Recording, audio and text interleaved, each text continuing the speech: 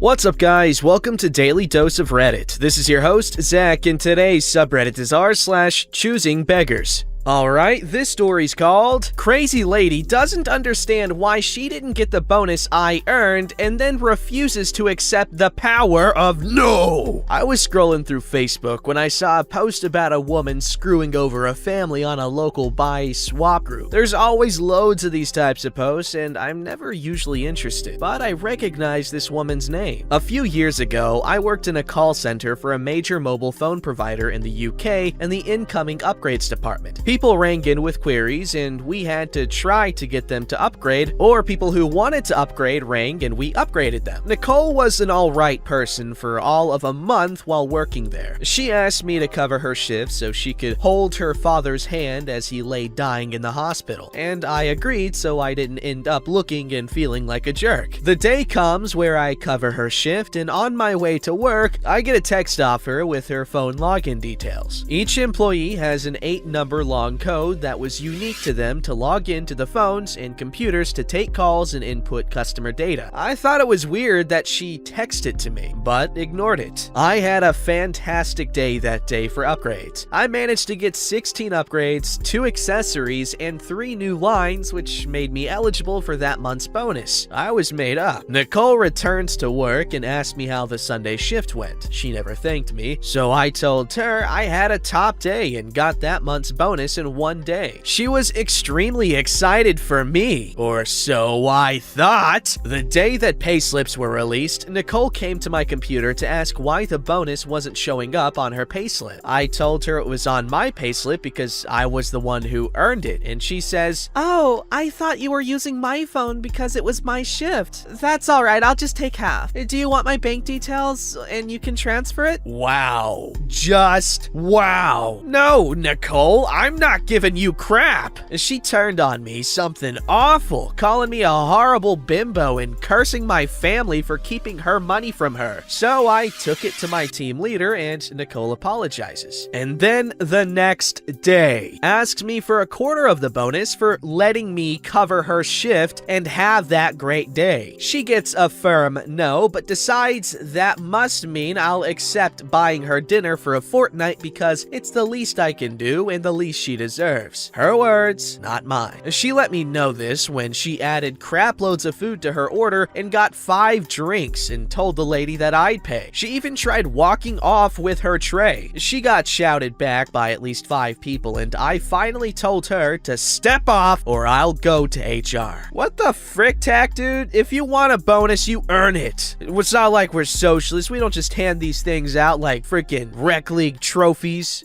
Alright, this story's called Women Wanted a Free Table and Chairs. Or I thought. Mine's not terrible compared to some of these nightmares, but kind of a really? My wife is always on those Facebook free items pages where people in need can ask or offer something up for free. So apparently someone was in desperate need of a kitchen table. Went on about how she needs a place for all her kids to do their homework while she cooks meals or something. We had just bought a new kitchen table and chairs when we redid our kitchen, but the others were in decent shape and we kept them in the garage. We were gonna donate them or have a tag sale, so my wife offered this woman our old kitchen table and chairs. Not only that, she graciously offered my services to deliver them. I drive a pickup truck. If you like hearing from friends out of the blue on the weekend to help with something, buy a pickup truck. Honestly, it's true, my dad has used so many people's pickup trucks. So I forced my son to actually get dressed on a Saturday morning before noon, and we Tetrised the 4 chairs and table into the back of the truck and drove to the next town over. We mask up, get out of the truck. She seems grateful, but looks at the chairs and says she's going to keep looking for chairs, but the table she'll take. Pardon? I don't want the chairs. I don't like them.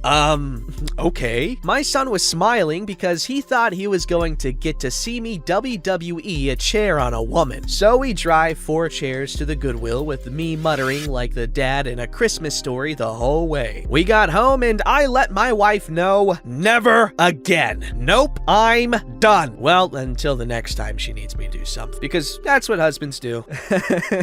That's a cute story. That woman sucked though, but that's a cute story. Very like TV sitcom family-esque, or maybe even a movie. I like it. Alright, this story's called Choosing Beggar Gets a Free Car by a Miracle, then asked to sell it back. My parents are very active in charity work and have recently befriended a refugee couple from a very hostile and dangerous place. The couple are basically decent people, but not very wise, and are constantly in financial trouble despite both having decent jobs. Recently, they had car trouble, and the couple asked my parents to please pray for them that somebody would give them a vehicle for free. These prayers were offered and, believe it or not, were answered. An acquaintance contacted my parents out of the blue and said, unprompted, that he had just upgraded to a new car and would like to give his old one to someone who is in need. My parents' charitable activities are well known, and this kind of thing has happened before, although not with anything as expensive as a car. The giver would not only donate the car free of charge, but would pay any fees to transfer the title and would even have the vehicle looked at by a mechanic and pay to repair any problems with it. And all of this was done, and the car was turned over to the couple, tuned like a violin. After about a week of driving the vehicle, the woman contacted my mother and wanted to know if she or the original donor would be interested in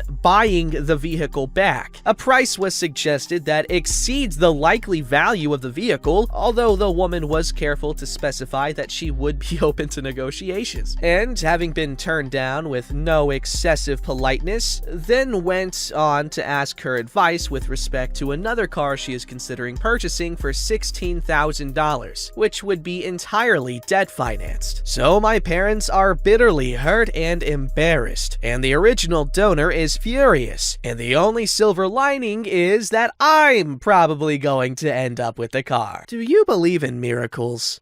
Damn. Another man's trash is another person's trash, but another person's treasure. Dude turns down a free freaking car, man.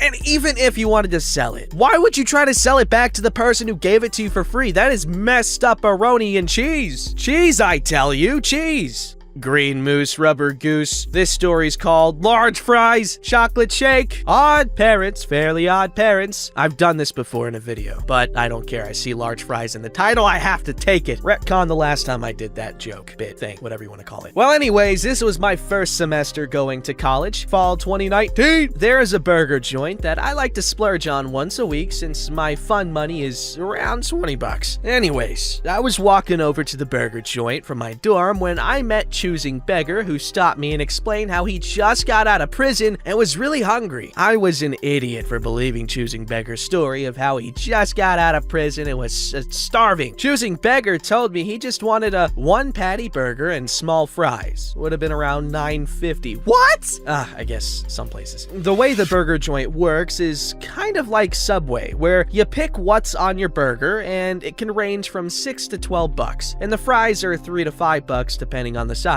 I didn't have cash, and I don't know what Choosing Beggar wanted on the burger, so I just told the cashier I'll cover Choosing Beggar's order, but needed a printed receipt on both orders after. Choosing Beggar decided to pick takeout and walked out, which was fine by me, but when I got the receipt, I was mad to find out that Choosing Beggar decided to get a 2-patty bacon cheeseburger and large fries with the grilled cheese for himself when he told me he just wanted a 1-patty burger with small fries, which we agreed on. I was already a bit reluctant on seeing a bill for $25, but when that sucker was pushing $35, I was mad. I pretty much forgot about this until last Saturday when I decided to go back to the burger joint with my friend, and Choosing Beggar came up to us and started to ask us for money because he just got out of prison. What a coincidence. In the end, I feel bad for Choosing Beggar for being poor, but I'm mad that Choosing Beggar is just abusing other people's trust to survive. I know I sound spoiled as frick getting mad over $10, but I'm just pissed about being lied to, not once, but twice. Yeah, if he just kept it to one time, it would have been fine, but he had to do it twice?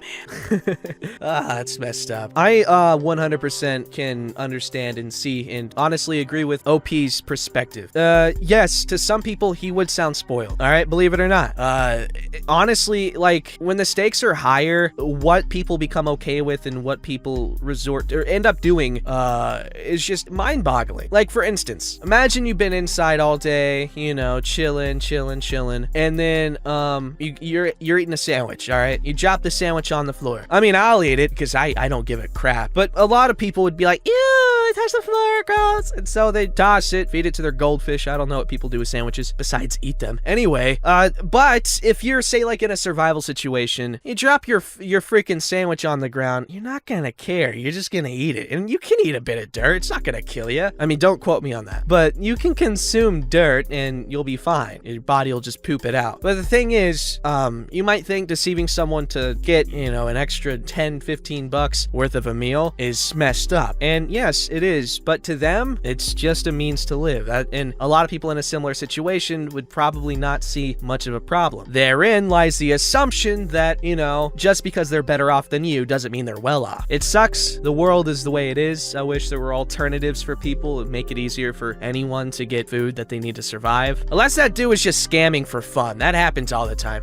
All right, this story's called How I Lost My Best Friend of 16 Years. I used to live 10 minutes away from my best friend. I didn't have my license, but I did have a job. My best friend would come over to my house all the time. Then I moved a further 10 minutes away. This meant I was now a 20-minute drive from her house. In 6 months, she never visited me. Kept telling me to catch the bus to them since I catch it to work. Fair point, but there was no easy bus route and it would end up taking an hour to get there. Obviously, I could have made this effort, but they also could have made the effort to drive to me. Anyway, it gets to my birthday and they say, "It's your birthday, I want to come see you." And I said, "Okay, I'm looking forward to it." And they said, "I will need fuel money." I was never going to pay, but I curiously asked, "How much?" And they said, $10. Now, I know that isn't a lot, but I only made $80 a week, so it was a lot for me. The begging part comes in when I rejected her request and she started going off. "All I want is to see my best friend for her birthday. You are being so selfish. I'm offering to take you out for your birthday and you won't even let me see you." I thought there was a misunderstanding. I said, "Oh, do you mean you need $10 for us to go out?" And she said, "No, the $10 is for me to drive to you. I will obviously pay to take you out because it's your birthday." "I'm not paying you $10 to come visit me. You're making it sound like I have to pay you to hang out with me." "No, but you should pay for my fuel for the drive. I only live an extra 10 minutes away." She said, "No, it's actually 12. To cut the story short, she continued to go off about how selfish I was that I wouldn't even let her see me on my birthday. Edit! They were living at their parents', paid no expenses or rent. This event happened 3 years ago. Their parents bought them the car in question.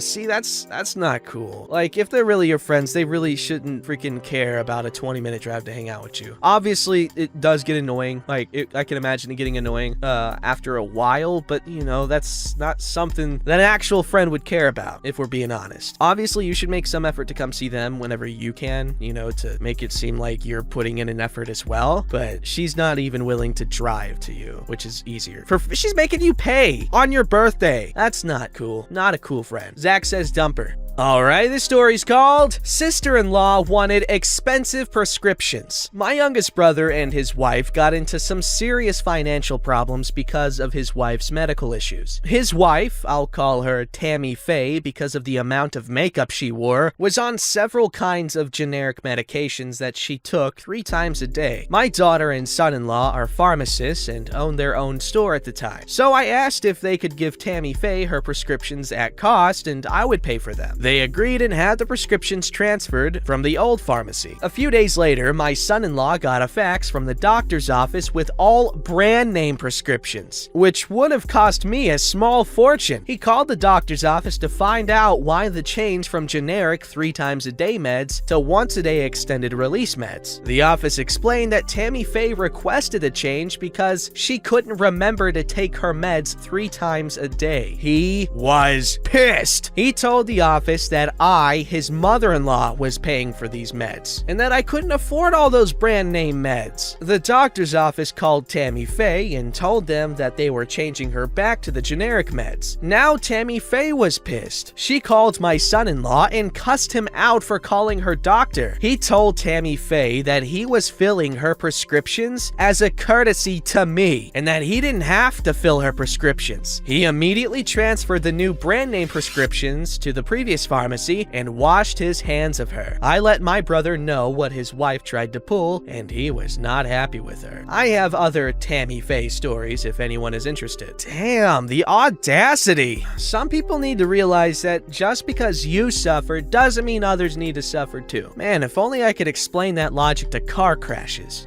Alright, this story's called Choosing Beggar Wanted to Sell Me a Used Dresser I Already Had. Twist was, it wasn't his. Long. It's not long. About 5 years ago, I lived in an apartment complex with multiple buildings, and one of my neighbors had just moved in. They left furniture behind on the front lawn, chairs, tables, etc. One piece was a newish dresser, only missing 2 drawers. Wasn't a problem. Was gonna remove the side brackets and make it a cubby for board games, as I intended for it to hold my TV. Anyway, the problem came a few days later. I waited 3 days for the original owners to come back and pick up their stuff, but when they didn't, I took the dresser and moved it to my patio. I left it on the patio that day, and the next day I sprayed it down with bug spray. There were a few roaches, and had to wait till the next day to bring it inside. That very day, a couple came to my patio looking at the dresser. I saw them and worried it was the original owners. I asked if it was theirs. They said, "No, but we saw it on the lawn and we're gonna take it." I said I was sorry, but I waited 3 days and no one took it, so it's mine now. To which one of the men replied, "But we were gonna take it, fix it up, and sell it in our thrift shop." Again, I apologize, but tell them I've already sprayed it for pests and cleaned it off. I wasn't willing to give it away now. "Well, we were gonna sell it for 20 to 25 bucks, if you think that's fair." I'm so confused at this point until it dawned on me. They wanted me to pay them $20 for a dresser they were going to take to their used thrift shop after I already claimed and cleaned it. I just plainly state that I will not pay them for this discarded dresser I already claimed. "Well, just to let you know, you can't have furniture on your patio like that, so property management will take it away." I moved the dresser into my apartment the next day, but also got a call from the property manager asking if I could remove my dresser from the patio as it was violating my lease. I calmly explained the situation and how the dresser was already moved into the apartment and off the patio. But that guy really had the nerve to call the property manager and report me for not paying him for a dresser I already claimed. That is freaking weird. Honestly, I'd be kind of creeped out. I don't know why. I think I've seen too many like crime movies and like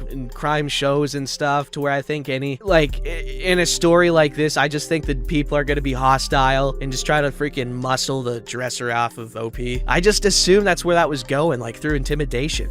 Man, it's messed up. That's how the world is. I mean, obviously not in this case, but it is enough to where it inspires crime dramas and stuff. Hey, Goodfellas. You think a wise guy, like, put a wise guy in place of the dudes trying to take the dresser. You think that's gonna happen? No, they're gonna get hurt. OP, be careful. But stand your ground too. But also be careful. But don't be a coward. But don't be stupid. The world is scary and confusing. Don't forget to like, subscribe, and hit that bell to never miss an episode.